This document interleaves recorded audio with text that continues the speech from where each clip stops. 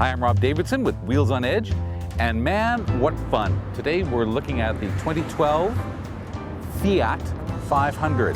It's the return of Fiat to North America. It hasn't been here in something like almost 20 years. I remember growing up, my dad had a Fiat. People used to make fun of my dad's Fiat. My dad loved that car. It never quit. It went all the time and always started and always moved. But there were the people that said that the Fiat acronym stood for, hey, fix it again, Tony. That's what Fiat stood for. Well, that may be a thing of the past. The new Fiats, they're made in Mexico. They cost about, from the low end of about $16,000 up to the high end of almost $20,000.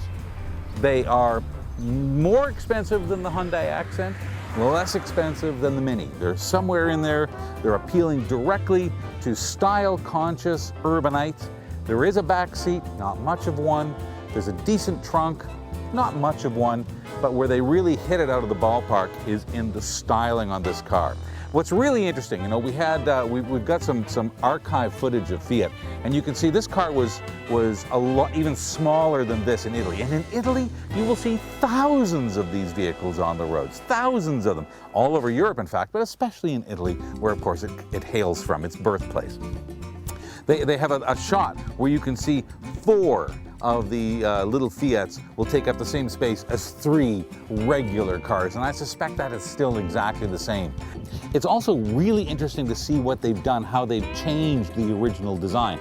Boxy, teeny-weeny little car. Well, the front end, which was flat, they've now streamlined it. It leans back and it has a more streamlined look to it. The seats on the inside were barely seats. They were barrels covered over with leather. Very strange.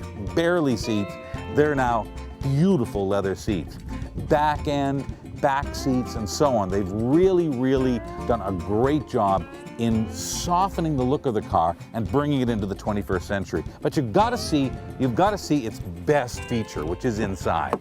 So in here is, as I say, a total home run. They've gone from being an incredibly rudimentary dashboard to being, well, it's actually a beautiful dash. I really like it a lot. Now, a friend of mine who got in the car, who admittedly has a slight case of obsessive compulsive disorder, he would admit this, I would say it to his face, said that the little finishing lines, the fit and finish between, say, where the radio meets the dash was not perfect, and that would drive him crazy.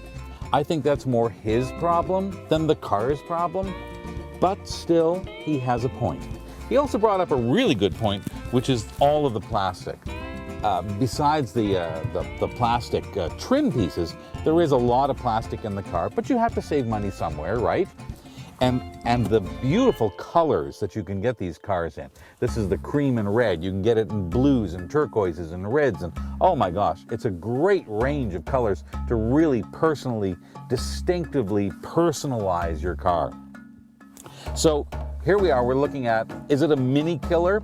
No. Is it an accent killer? By no means. Hyundai's going to sell more cars than Fiat is ever going to sell. But is it going to fit beautifully into a niche? I think so, and I'm really happy to have them back.